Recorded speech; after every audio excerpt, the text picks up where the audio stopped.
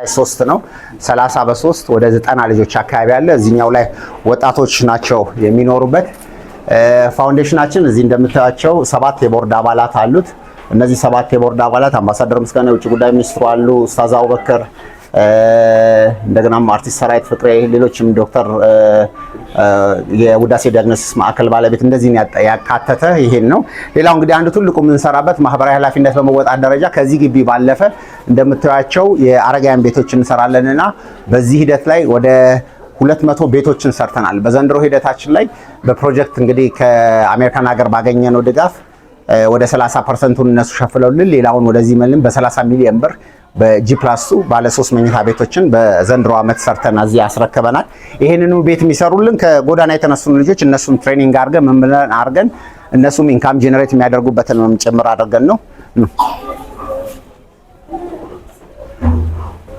በቃችሁ እንግዲህ ይሄ የህፃኖቹ ማረፊያ መጠለያ እና የእናቶች ማረፊያ ቦታ ነው። ለብቻው ማታ ላይ እንግዲህ ግቢው ይዘጋል። ስለዚህ እዚህ ልብሳቸውን ዋሽንግ ማሽን በደንብ እዚሁ ያጥባሉ፣ ምን ያደርጋሉ። እንደ ቤታቸው እንደ እንትን ብቻ ሳይሆን እንደ እንትን ነው። ቆይ አይሰጥም። እሺ ኑ እለፉ፣ ኑ ወደዚህ፣ ችግር የለም። ኑ እለፉ እለፍ፣ ችግር የለም። አይ ችግር የለም። እዛ ውስጥ ነው የሚሆኑት። አይ ችግር የለም ዶክተር፣ እዛ ውስጥ ነው የሚሆኑት። እንግዲህ እዚህ በቀላሉ ወደዚህ ጋር ስትመጡ 5 ተደራራቢ አልጋ አለ። እኛ እንደ ዩኒቨርሲቲ ሼልተር ነው የምናስበው። እነዚህ ልጆች እንደ መጠለያ እንዲያስቡት ሳይሆን እንደ ሼልተር ነው። ስለዚህ 5 ወር ድረስ ራሳቸውን 4 ወር ተቋቁመው የሚሄዱበትን ሂደት ነው የምናደርገው። እዚህ ክፍል ላይ 5 ተደራራቢ አልጋ አለ። 5 ጊዜ 3 15 እናቶች አሉ። 15 እናቶች 15 ልጆች 30 ሰው አለ ማለት ነው። አራቱ ክፍል ላይ 120 ልጆች አሉ። እነዚህ ደግሞ እንግዲህ እናቶቻቸው አሁን ወደ ስራ ሄዱ ናቸው። እነዚህ ደግሞ ነፍሰ ጡሮች ወይም ደግሞ አሁን በቅርብ የወለዱ ናቸው። እነዛኛዎቹ 500 ብር በቀን ይከፈላቸዋል። የሌሎችን 2-3 ልጆች ዴኬር እዚህ ያገለግላሉ። ስለዚህ እነዛ ደግሞ በሰው 100 ብር ይከፍሏቸዋል። ስለዚህ እዚህ ሆነውም ኢንካም ያገኛሉ። ስለዚህ በእንደዚህ አይነት መንገድ ተደራርገው እርስ በርሳቸው ይሸፋፈናሉ።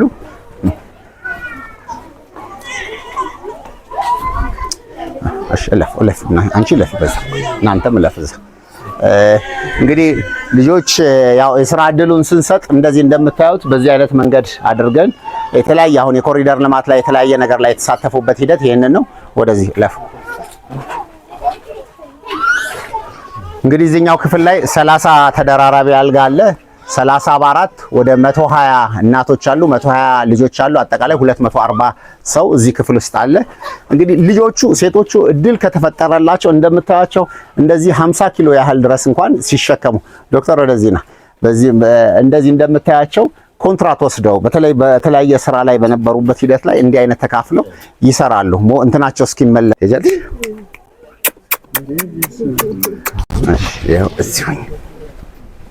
እንግዲህ በእንደዚህ አይነት መንገድ አድርገው እዚህ ውስጥ ላይ አሁን እናቶቻቸው ወደ ስራ የሄዱ ሲመጡ ምሳ ሰዓት ላይ እዚሁ ያጠባሉ።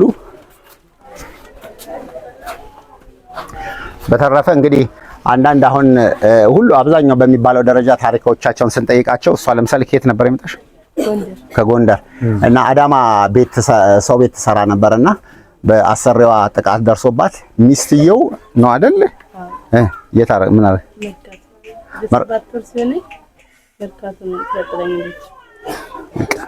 ግን በቃ ፈጣሪ ብሎ እንግዲህ እንደዚህ አይነት የመሰለ ልጅ ያንንም ልጅ አይዛ ደግሞ ወደ ቤተሰቧም መሄድም አትችልም፣ ወዴትም መሄድም። ስለዚህ በእንደዚህ አይነት መንገድ ወድቀው ነው የምናገኛቸው።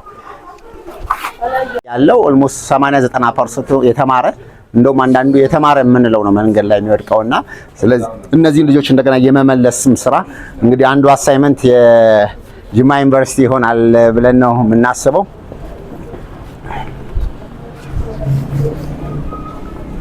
በተረፈ እንግዲህ አንዱ ይሄኛው የትሬኒንግ ሴንተራችን ነው። ሌላ ቦታ ላይ ትሬኒንግ የሚሰለጥኑበት አለ። እዛ ሰልጥነው ከመጡ በኋላ እዚህ ሙሉ ለሙሉ ፕራክቲስ ያደርጋሉ። ጸጉር ቤት ነው፣ በጸጉር በጥፍር ሙያ እዚህ ያደርጋሉ። እዚህ ፕሮጀክት ኦፊስ እንዲሁም በተመሳሳይ ሁኔታ አለን።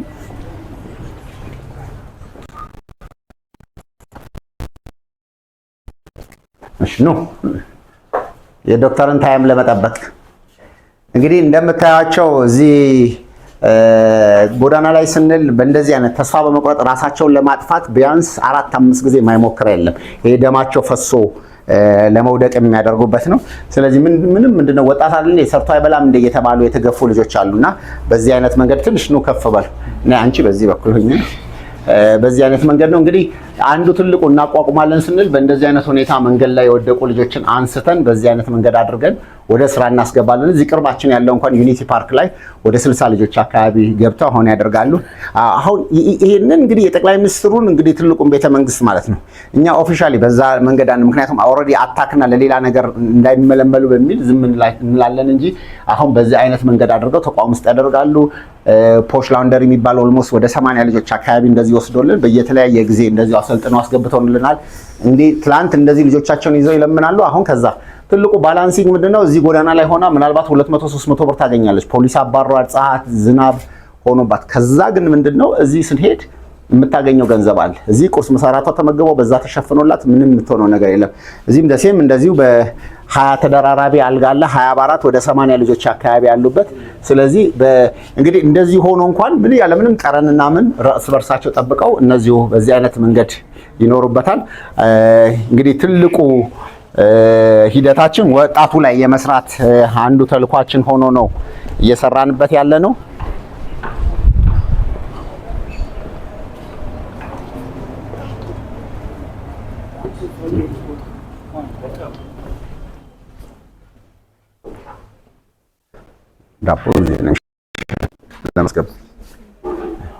እንግዲህ ያው በኦፊስ ደረጃ በደንብ ተደራጅቶ ወደ 30 ሰራተኞች አሉት። 30 ሰራተኞች በተለያየ መንገድ የተለያየ ዲፓርትመንት ሆኖ ዛሬም ቅዳሜ ሆኖ ሃፍ ዴይም ስለሆነ ነው። ስለዚህ በደንብ አድርገው ይሰራሉ። የፕሮጀክት ክፍል የፕሮጀክት አማካሪዎች አሉ። በዚህ አይነት መንገድ እነዚህ የምናደርጋቸው የምንሰራበት መንገድ አለ።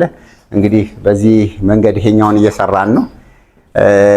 አንዱ ትልቁ እንደ ሲምቦሊክ ምንድነው ብዙ ኦልሞስት ሞስት ኦፍ በሚባለው የሀገራችን የእርዳታ ድርጅቶች የሆነች አንድ ቢሮ ትናለች፣ ገንዘብ መቀበያና ገንዘብ ማውጫ ናት በቃ። አሁን ግን ይሄ ስትራክቸር በደንብ አድርገንለት እኔ ባልኖር ሲስተሙ እንዲቀጥል በተለይ ልክ እንደ ትልቅ አርአያ የምንላቸው አባቦች ጎበናም አሁን ብንወስድ እሳቸው ከሞቱ በኋላ ያን የመሰለ ህልም ሁሉ ጠፍቷል።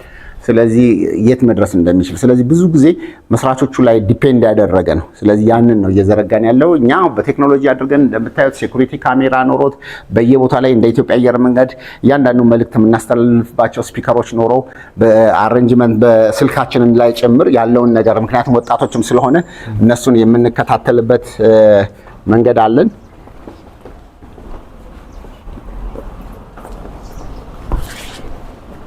እንግዲህ ይሄ የመጀመሪያው የኛ ማይሊንግ ስቶን የምንለው የፋውንዴሽናችን ሲመሰረት ጠቅላይ ሚኒስትራችን የመጀመሪያ ቲዩት ያደረጓቸው በእኛ ላይ ያረጓቸው የነበረ እንዴት እንደጀመርን ከዛ ኦፊሻሊ መተው የጎበኙበት ኮሮና ሰዓት ላይ ነው። እንግዲህ ያቺ መሰረት ሆናን ነው በዚህ አይነት መንገድ አሁን ፋውንዴሽናችን ያቋቋም ነው። እዚህ ጋር እንደምታዩቸው የተለያዩ የመንግስት የስራ ኃላፊዎች ክቡር ፕሬዝዳንታችንን ጨምሮ ክቡር ከንቲባችንን ሌሎችም የሃይማኖት አባቶች መተው ቪዚት አድርገውናል። እንግዲህ እዚህ ላይ የምንሰራቸው ሂደቶች እንደምታዩቸው በተለያየ መንገድ ጎዳና ላይ የነበሩ ልጆችን አቋቁሞ አድርጎ አምራች ዜጋ ማድረግ ነው። በተረፈ አንዱ ሌላው ደግሞ የምንሰራው ፖሊስ ጣቢያ ላይ በታራሚነት እዛ ሆኖ አንዳንዶቹ ተመልሰው ወጥተው ማረፊያ ስለሌላቸው ወደ ወንጀል ይገባሉ። ስለዚህ ወዲያው ከዛ መረጃዎችን በመውሰድ ከዛ ከእስር ቤት እዚህ እንደምታያቸው ከእስር ቤት መልሰን እንቀበላለን። በዚህ አይነት መንገድ ይሄንን እያደረግን ነው። እንግዲህ ሌላው እንግዲህ ቮለንተሪ ይሄን ፋውንዴሽን ከማቋቋም በፊት አንዱ ትልቁ ደግሞ ስራ የሰራ ነው የዚህ ከህዳሴው ግድብ ጋር በተገናኘ ነው። በዚህ ሂደት ላይ ራሱ እቺ የህዳሴ ዋንጫ የምትባለውን ነገር ክሬት በማድረግ ያኔ እንግዲህ ከኮሙኒኬሽን ቢሮ ጋር ቮለንተሪ እንሰራ ነበርና የመጨረሻው ክልል እንግዲህ በጅማ በኩል አልፈን የዛሬ 10 ዓመት አካባቢ በአሶሳ ክልል የብሔር ብሔረሰቦች ቀን በሚከበርበት ላይ በሄሊኮፕተር እንዲወርዱ ተደርጎ ይሄ ገንዘብ ሞቢላይዝ ማድረጊያ መንገድን በትልቅ መንገድ በመዘርጋት እንግዲህ ያኔ 7000 ኪሎ ሜትር ዞረን ወደ ግማሽ ቢሊዮን ብር አካባቢ ነው የሰበሰብ ነገሮችን ሁሉ ፋሲሊቴት አድርገን ይሄን ነገር እናደርጋለን። ፕሮግራም ማድረግ ብትፈልጉ እንደገና የተለያየ ስልጠናዎችም ከዛ ወጥተው ደግሞ ትንሽ ማድረግ ቢፈልጉ ዋኪንግ ዲስታንስም ነው። ስለዚህ ይሄኛውን ነገርም ፕሮቫይድ እናደርጋለን። ስለዚህ እቺ በቂ ነገር የሆነ ነገር አለ። እንግዲህ እቺ እዚህ ይሄን አንደኛው ምገባም የስልጠናም ቦታችን ነው። ተከተለችው ያለችበትን ሂደት ለመግለጽ በሚል ለእንግዶች መቀበያ ማረፊያና እንደተለያየ ፕሮግራም ስብሰባም ቢያደርጉ ምን ቢሉ እንዲመጡ የማድረግም ሂደት ነው። ይሄውን እዚህ ጋር ያደረግነው ነው። እንግዲህ ይሄ ምንም ያልነበረ እነዚሁ ከጎዳና የተነሱት ልጆች ናቸው ሪኖቬት አድርገው የሰሩት። ወደ ሌላ ሆቴል ምንም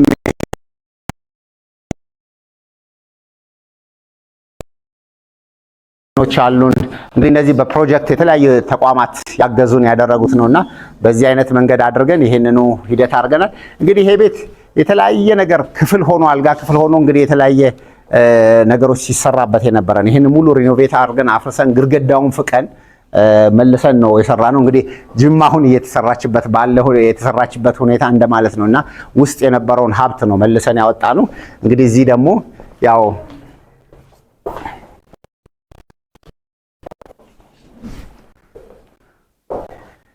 ቦርድ ሩማችን ነው።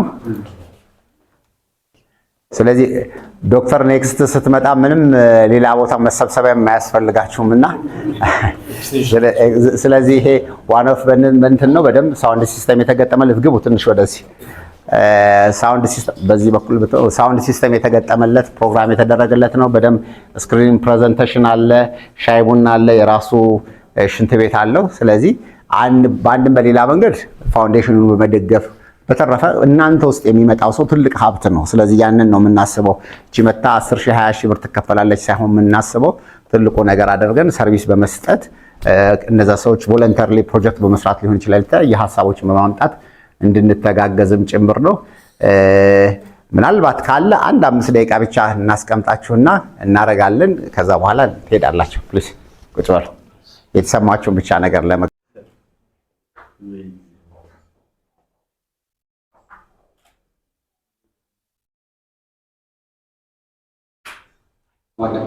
ፋውንዴሽን ከተቋቋመባቸው ከጎዳና ልጆች ካሪድ ማለት ሁሉ ነገር ሰርቶ ይሳካለት ልጅ ነው። ስለ ካሪድ እንግዲህ ሚስተር ያለቀቋቸው የሴቱ በኢቢኤስ ፕሮዳክሽን ማኔጀር ነው። 6 ዓመት አካባቢ ያገለግላል። ዓለም ሙስሊም ሊግ ፕሬዝዳንት እዚህ መጥተው ነበረ።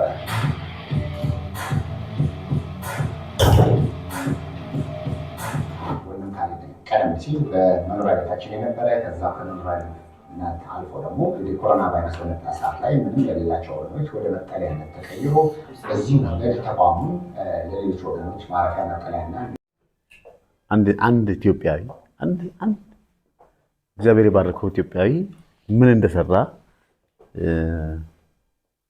ውስጥ ገብተን ካየነው በላይ ተሰርቶ ደግሞ የምናየው ኢቭን ውስጥ ገብተን ያየነው ነገር እጅግ በጣም ተችንግ ነው። ቦቅቅላዎች ህፃናት ግን በጣም ጥሩ ነገር ምንድነው? እነዚህ ልጆች ፊቸራቸው በጣም ጥሩ ነው። እኛ መቄዶንያ ላይ እናመሰግን ነበር። በጣም ደንደቅ ነበር። ለሱ የባሰውም አለ። ለኔ የባሰው ነው። ቢኮዝ የነዚህ ፊቸር በጣም ብዙ ነው። እነዛ የተዳከሙትን ነው የመጨረሻ ዘመናቸው ጥሩ ይሆን፣ የመጨረሻ ዘመናቸው የተባረከ እንዲሆንላቸው ነው የሚሰራው መቄዶንያ። ይሄ ደግሞ መጪው ዘመናቸው ብሩህን ሆኖ ወደ ህይወት እንዲወጡ የሚል these are the two differences። በጣም ለኔ ትልቅ ትምህርት ነው የሰጠኝ። በጣም ይገርማችኋል። ለመጀመሪያ ጊዜ ከተወለድኩ ይሄ ነገር ያዩ ዛሬ ነው። ወርዛት ማተር በጣም ይገርማል። ይሄ እንዴት ተደብቆ ኖረ ነው? እኔ ተደበቅኩት ወይስ ሚዲያው ነው የተደበቀው? እና በጣም ልቤን የነካ ነው። እውነትም እንግዲህ ሰዎች እየመረቁ ነው። ኤንዌር እየመረቁ ነው። ዛት ዋይ ዩ አር ሂር ነው። እንዲያውም እያሸትክ እያበብክ አስቀድመህ እያየህ የወደፊቱን እያየህ የምሰራ ስለሆነ ፊት ለፊትህ በጣም ጥሩ ነው። በጣም ውብ ነው። ከዚህ የሚወጣው ምን አይነት ህብረተሰብ እንደሚሆን ታውቃለህ። ከየት ተነሳ፣ የት ነበር፣ እዚህ ጋር ምን አየህ፣ ለወደፊቱስ ምን አይነት ባህሪ ዴቨሎፕ አድርጎ ያድጋል። ለሰው መኖርን፣ ለሰው ማሰብን፣ በጋራ መኖርን ብዙ ነገር ነው ያስተማርከው። በጣም ብዙ ነገር ነው የምታስተምረው። this is incredible for me። በጣም ከምገምተው በላይና ከማስበው በላይ ስለሆነ እንግዲህ ወንድማችን እጅግ በጣም እናከብራለን። እጅግ በጣም ጥሩ ስራ የጀመርከው እግዚአብሔር የሚወደው ስራ ነውና ይህ ስራ ደግሞ እስከ መጨረሻው ይቀጥላል።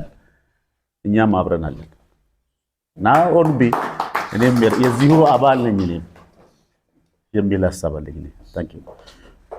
እውነት ለመናገር በዚህ ቦታ በዚህ ጠባብ ቦታ የሁሉ ስራ ይሰራል ብሎ ለማየት በጣም ያስቸግራል እና ሰው መሆን በጠፋበት ዘመን እንደ ካሊድ አይነት ሰው በማግኘታችን ደግሞ ሀገራችን እድለኛ ናት ብዬ ነው የማስበው።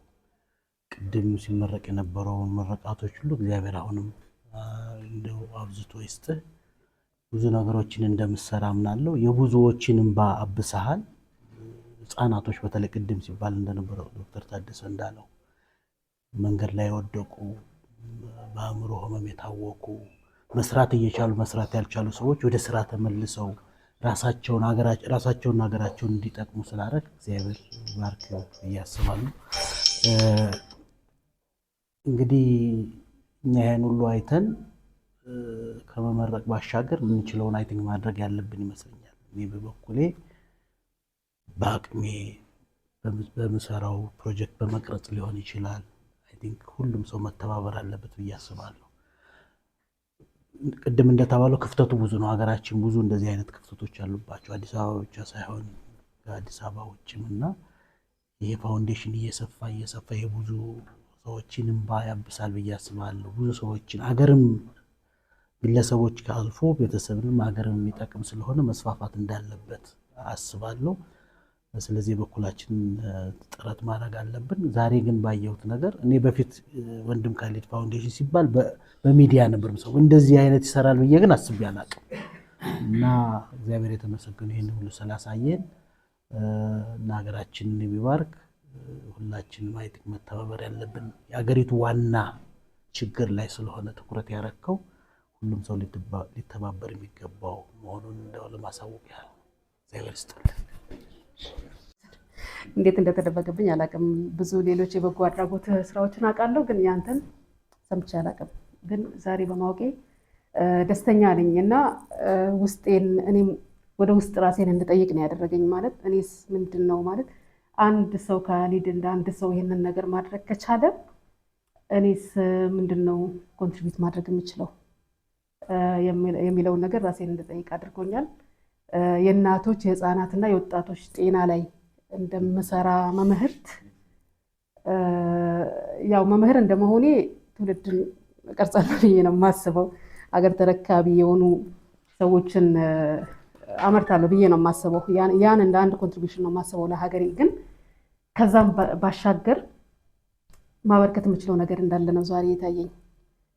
ዶክተር መኮንን እንዳለው እኔም እንደ እናቶች ወጣቶችና ህፃናት ጤና ትላንትና የነበረችኝን ነገር እነዚህ ልጆች እንዲኖራቸው ፈልግ ነበርና አሁንም እዚህ ቤት ውስጥ ትንሽ ቀለም በዛው መሰለኝ። ቤቱ ደግሞ ሲያዩ ማሻአላ ይሄ ዋይት ሀውስ መስሎ ምን ያስፈልገዋል ብሎ እሱ ጠፍ እና ተስፋ የሚያስቆርጡ ብዙ ነገሮች ሩቅ አትሂድ። አንዳንድ ጊዜ ሰዎች የፈለጉትን ስም ይለጥፉላል። በዚህ በኩል እንትን አለ ተው ሙስሊም ክርስቲያኑ ጠርተህ ሙስሊሙ ጋር ስትመጣ እንኳን እንደ ሂደት ሆኖ እኔ ሁሉንም እንግዲህ ላይ ካማቻዎች ሙፍቲንም ጨምሮ ሌሎችንም እነዚህ የነበሩትን ሰዎች እነዚህ ሰዎች መጥተው ሲጎበኙ ከሚፈልገው ስም ይሰጣል። ላይክ እንደ ሙስሊም አሁን እኔ መጀመሪያ ሰሞን ላይ ውሎ ከተለያዩ ክርስቲያን ኮሚኒቲ ጋርም ስለነበረ ካሌብ እያሉ ሲቸገር አይቆይች ነገር ጀምራት ደግሞ እንትን ያያል መስመር እየሳተ ይመጣል ብዬ እንግዲህ ኮፍያ ባረግ አክራሪ ልባለሁ እንትን ባረግ አይመችም። ስለዚህ እንደ እንትን አድርጌ ይችን ቃል ላድርጋት ብዬ ይችን ሳረግ ደግሞ አዋሽ ብሎ ደግሞ ሰው እንግዲህ ሴት ሰላም ማይሉ ምናምን የአክራሪነት እና አንዳንዴ ፈጣሪ መንገዳችሁን አላህ እንግዲህ በሚቀጥለው የራሱ ተስፋ አለ። የኛ ህልም እንግዲህ መጨረሻው ጣሪያ የዓለም ሙስሊም ሊግ ፕሬዚዳንት እንግዲህ የሳውዲ ልዑል የፍትህ አማካሪ ናቸው። ነጃሺ መስጊድ ሊሰሩ የመጡ ብዙ ነገሮች አሉ። በቀጣይ ብዙ የምንሰራቸው ቀጣይ ህልማችን ቀጣይ የመጀመሪያው ብራንቻችን ብለን የምናስበው እንደ ሴክሬት የሚሆንና ጅማ ነው የምናስበው። በጣም ብዙ ጥሪዎች አሉ። እንደ ቤተሰቦች እዛ ብዙ አሉ። ከዛ ደግሞ ብዙ መታገዝ ያለበት ማህበረሰብ አለ። ስለዚህ ይህ ሲምቦሊክ ወስደን በተለይ ደግሞ አሁን ባለ ሂደት ላይ የመስራት ህልም አለን እና እኔ ዛሬ ፈጣሪ ነው መንገዱን እየሰራ ያለው እና ሁልጊዜ ይሄ እንደ አሻንጉሊት ትልቁ አንዱ ችግር ደግሞ ምንድነው መሰለህ እንደ አሻንጉሊት ሰዎች ቁጭ ብሎ እያስጎበኙ ገንዘብ ነው ያንን ነገር ያደረገናል። ስለዚህ እዚህ የሚታይ ሲታይ ንጹህ ነው። ዛሬ አሁን ኢንተርቪው የሰራችሁበት ቦታ ላይ ይሄ ባክግራውንዱ ሲል እንዴ ምን ውስጥ ሆኖ እየተወራ የነበረው ያንን አንደርስታንድ ሊያደርግ የሚችል ደግሞ ልክ እንደናንተ ካልመጣ ከባድ ግን በእርግጠኝነት ይህንን አሳይመንት በደንብ ትልቅ ወስደናል። ትልቅ የሚዲያ ቲማችን ተዋቅሯል። አሁን ጨርሰናል። ወደ ሚዲያ ወደ አደባባይ እንወጣለን ብለን ስትራቴጂ ሆነን ነው። ቅድም ቪዲዮ ላይ እንዳያችሁት ሚዲያ ላይ እኔ 6 ዓመት የሴቡን ኢቢኤስ ያደራጀው እሱም አቋቁም ያለው ስለዚህ አውቀዋለሁ። ግን ወቅትና ጊዜ ይኖረዋል። አሁን ግን ኦፊሻሊ በደንብ እንግዲህ ክቡር ጠቅላይ ሚኒስትራችንን ጠርተን በዛ ሁሉ ያለምንም መንግስት መታገስ ተውትና በዚህ ሁሉ መሬት ከንቲባ ሁሉ በቃረን እኛ መሬት የለንም ብንል ማንም ያምንል። ግን ደግሞ ተስፋ ሳንቆርጥ የራሳችንን ቦታ ቁልፍ ገዝተን አቶ ረሸዳን እንግዲህ እናንተው አካባቢ ሰው ነው እና ይህንን ደግሞ ከ280 ሺህ ብር እንግዲህ ወደ 8 ሺህ ብር የቤት ኪራይ አውጥቶልን በዚህ መንገድ ሪኖቬት አድርገን ሰርተናል። እንደ አንድ ቱሪስት የመጎብኛ አካል ይሄ የኢትዮጵያን ገጽታ የሚቀይር ህልም ነው ይዘን ያለ ነው። ስለዚህ አንዱ ትልቁ የበላይ ጠባቂያችንን አድርገን ጅማ ዩኒቨርሲቲን ኦፊሻሊ የሚሾሙበትና ፕሮግራም እናደርግበት እንመጣለን። እናንተም ጋብዛችሁን በትልቅ መድረክ ቦርዶቻችንን ይዘን መተን ሀሳባችንን ለተማሪዎቻችን ሼር እናደርጋለን። በጣም በትንሹ አሁን ኢትዮ ቴሌኮም ሾርት ኮድ አለ። አመሰግናለሁ። እስኪ ስምህን መጀመሪያ እና ኃላፊነትን አስታውቅ። ወይም ታይገባላለህ ሆላንዶስ ልጆች ግቡ ወቃሽ ግቡ እሺ፣ ችግር የለውም። ማክስ ስቶፕ እና ትንሽ ክፈተው አንዴ ውጡሽ። አሁን እኔን አይተው ብሌም እያደረገ አይናከሱማ። ኧረ በጭራሽ።